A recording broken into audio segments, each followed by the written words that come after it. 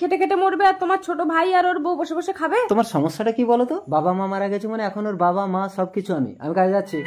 তার মানে আমাকেই ব্যবস্থা করতে হবে। আসছি। দাদা কাজে যাচ্ছেন? হ্যাঁ দাদা আমিও কাজে যাব তোমার সাথে, নইলে আমি কাজ শিখবো কি করে? আচ্ছা ঠিক আছে চল। দিদি কি ভাবছো? ভাবছি তোর বর তো আমাকে ছাড়া ঘুমোতোই না, আর বিয়ের পর তো এখন আসেই না। দাদা কিছু বলতেন না? আরে দাদা তো নাইটে ডিউটিতে যেত। যাস না পরি, ওরা আসলে তুই যেখানে খুশি যাস। আমি নোংরা লোকের সাথে সংসার করবো না দিদি। এবার ছোট ভাইয়ের পালা। কাজ থেকে এলাম। মিতা পরি দেখো না ছোট আমার সাথে ঝগড়া করে আমাকে মিথ্যে বদনাম দিয়ে পালিয়ে গেল। আমার নাকি ঠাকুরপুর সাথে লাইন আছে। কি? বৌদি মানে মায়ের সমান, বৌদিকে এত বড় কথা বলেছে, ওকে আর আসতে হবে না। এ ভাই শোন শোন, আমি কোনো কথা শুনবো না দাদা। তুমি কোনো চালাকি করনি তো? ভগবান তুমি আমাকে তুলে নাও গো। ঠিক আছে নাটক বন্ধ করো, চলো। কিছুদিন পর।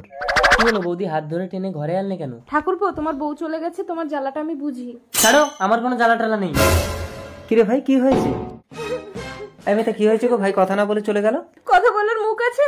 মায়ের সমান বৌদির ঘরে ঢুকে কেউ আপত্তি করে? কি এত বড় কথা? দাদা দাদা আমার কথাটা শোনো। তোর কোনো কথা শুনবো না, বেরিয়ে যা ঘর থেকে। স্বামী এ কি অবস্থা হয়েছে তোমার? কেটে গেল কয়েকটা বছর। কে? মন্ডল ইন্ডাস্ট্রির 50 লক্ষ টাকা চুরির অপরাধে আমি তোমাকে অ্যারেস্ট করতে এসেছি। আমি করিনি স্যার। সেটা কোর্টে প্রমাণ হবে। স্যার ওকে ছেড়ে দিন। সেটা কোম্পানির নতুন মালিক এমজের সাথে কথা বলো। চলো। স্যার নতুন মালিক কে? আমি আমি আমি ঠাকুরপো। Don't touch me.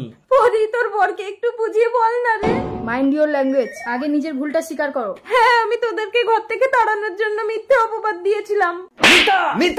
দাদা ভাই পরি ভালোবাসা দিবি নিবি।